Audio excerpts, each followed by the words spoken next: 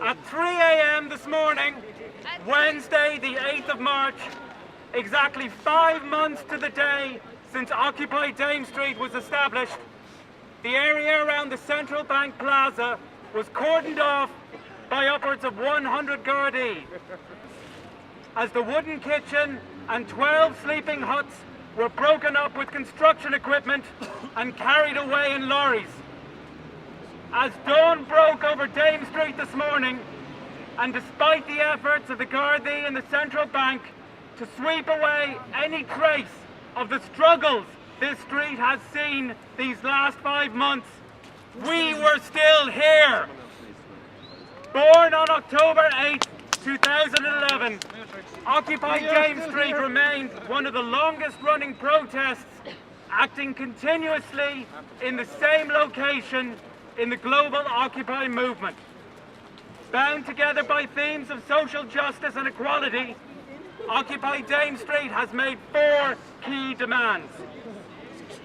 That the IMF and ECB stay out of the affairs of Ireland, that the burden of private bank debt be lifted from the public's shoulders, that Ireland's natural gas and oil reserves be returned to sovereign control, and that a system of real participatory democracy be introduced in Ireland. Despite the actions of the Central Bank, despite the actions of the Central Bank and An Garda Síochána, we remain no less committed to these goals. If anything, our resolve is even stronger. Occupy Dame Street is not just a camp, not just a series of tents and wooden pallets, not just a street on which we gather to discuss, debate and learn, not just the vision of an alternative Ireland based on fairness, equality and justice that we presented. Occupy Dame Street is the people who gave up so much of themselves for those who could not, the people who camped and the people who came, the people who fed and clothed us, the people who simply stopped by with a kind word of encouragement, or those who supported us from afar. Occupy Dame Street is the people. It is all of us, and we are the 99%. The camp may be gone, but the movement continues. We are Occupy Dame Street, and we are still here! I want to pay tribute to the protesters of Occupy Dame Street. They have acted for the last 6 months or so as the conscience of this country, pointing out what the people who are in the institution called Dáil Éireann refuse to acknowledge, and that this country is being robbed, that this country and its people are being robbed, that its resources are being stripped from it in order to protect the interests of bankers and the super wealthy. And the reason they moved against you is because you were a threat to them. So you should in no way be downhearted. It is precisely because you represented a serious challenge to the political establishment and the status quo that they have been looking for an excuse to remove you. And they found the excuse with St. Patrick's Day, a pathetic excuse, but nonetheless that they were just looking for that excuse to remove you. So don't be downhearted. It is because of your determination and your courage in exposing them and their system that they felt the need to move against you. But it is an absolute outrage that hundreds of Gardaí could be sent down to remove people in the dead of night, and yet not a single banker, not a bondholder, not a politician who is responsible for wrecking this country's economy has been put behind bars. Guards standing outside their homes. Ach, it's come along in our era. Mar Thomas John Shaw. A Thomas a Wadney's Lodge and New. No, of image in ye. Agus Danwich John Shaw.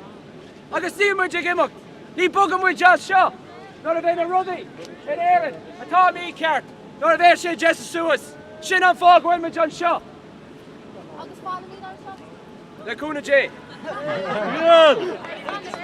Our son of Éireann. We are here again on this day, the 8th of March. The 8th of March! We began on the 8th of October. What is the coincidence of that? What I seen last night was a farce. 100 Gardaí blocking 6 or 7 streets around this capital to remove protesters, a peaceful camp, to bring in with armed Gardaí as well. Where in any justified country is that needed? We've seen the same thing across the world. Peaceful demonstrators being removed with force and being arrested. In a nation where they're trying to sweep under the carpet because we have the national drinking holiday, Paddy's Day, coming up, and they don't want it to show that there is some resistance in Ireland, that the people are actually awake, and that there's only one symbol really. This camp that was here was the only symbol that something was very wrong in this country, and that has been removed. Leo Varadkar wants to sweep it under the carpet. It came from the top that they would sweep it under the carpet so that when the helicopters are in the sky, there would be no symbol that this country is 150 billion or more in debt, that the people are facing 500,000 people unemployment, that the people are facing 10 years of austerity. This is the nation that we stand in. This is the nation where thousands died for a so-called freedom that never came to fruition. And let the people wake up and see that these forces that stand before us are meant to protect the peace. But what peace was protected last night? And for whose payroll? And for who is in jail? There are 7,500 people in jail in Ireland, and none of them are millionaires, I'd say. None of them are bankers. Where's the justice in this country? Ní lista gum cá bhfuil sé. Le Cún of J, Pádraig our law. Our law talking in you. Our day has come today. Let us not wait for it tomorrow. Our Sunday Éireann. I met these, was in Dublin, outside Dublin when they came up. They were the only ones that wanted to block the bastards in after they made the budget. Everyone else walked away. Why don't you come all out now and support Occupy Dame Street? Occupy Dame Street is about getting things done right. Let's put the robbers that robbed the country in jail. Let's put the bondholders in jail. The bondholders, no name. Yeah, the Taoiseach and the Deputy Taoiseach said they were traitors to Fianna Fáil. Fianna Fáil was traitors to the country. I said to Kenny and to Eamon Gilmore, he is a traitor.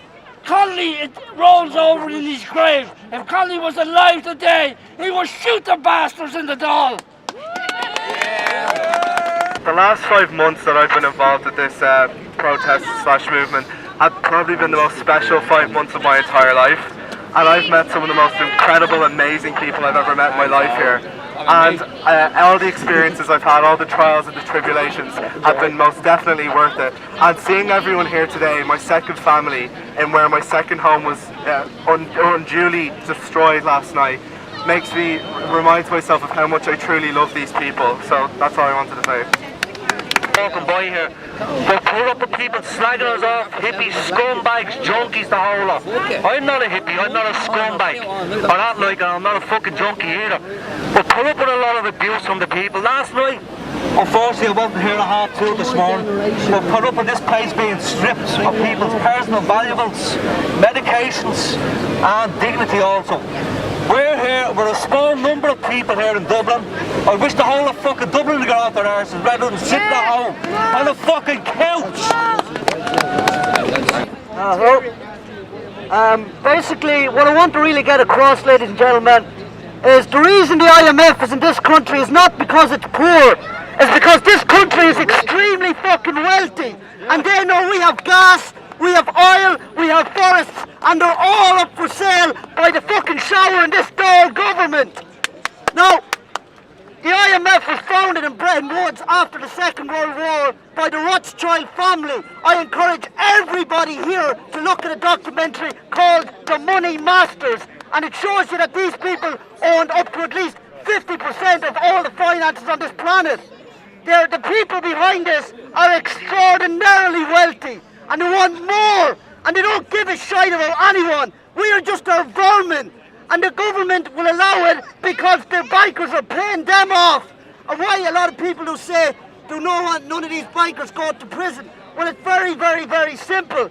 Because in this country, unfortunately, most of these bikers are Freemasons, and they're also very heavily involved.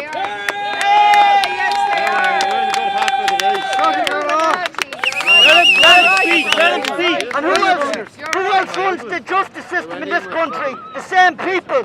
And extraordinarily in this country, in Bunrock na Héireann in this country, there is an exemption that says in our own constitution that Freemasons can't be imprisoned. There's your reason why they're not going to prison. You're right. That's the reason. We're being sold down the river. Fuck them. We're going to fight it and we're going to defeat it. And what they really, really want behind all this nonsense is an actual police state. And we seen the start of it last night. And it was disgusting that they did at 3 in the morning to make sure the world's media couldn't see it. And the reason the people here were removed is because they were afraid the world's media would see them on Paddy's Day, which is just a piss-up to make the Irish people forget about their sovereignty, their rights, and the fact that this country's been sold down the river. Well, the Irish people the Irish people have always had an aversion to tyranny, and it's not going to succeed. We're going to fight this, and they won't win. But I encourage everybody here to look at the documentary on YouTube, Money Masters. Please look at it. Thank you very much. Fight for the people's rights. Well said. I know down one thing like all of you is here. I know right from wrong. And I know when people get dragged out 3 o'clock in the morning, when there's people getting shot in this beautiful city, where people died in 1916 for the rights, and they come in, take innocent people. Where's your politicians? They're going over to America. They're going everywhere. Why didn't one of them come down here last night and talk to the people? Why did they have to send in so many Gardaí smashing people up?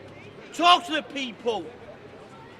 Hundreds of years of occupation, and they won't even talk to the people. That's all I can say. Okay, I've come here tonight. Like most of the people here. So that the Irish state. Won't be able to drive this movement off the streets. 6 months ago. 6 months ago, It was started by a small number of people. But since the budget last December, this country has erupted in protest. There are thousands of people marching. In small rural villages. To defend their schools. To defend our hospitals. To fight against this government's austerity. What we need to do is link all those movements together. What the state did here last night can reinvigorate this movement. And it shows you the reality of what the police and the state is about. They try and put themselves across as the guardians of the peace. But really, they're the guardians of the billionaires and the millionaires. And we're not going to have it anymore. So keep on fighting. Keep on marching. And let's all strike together to get rid of this austerity.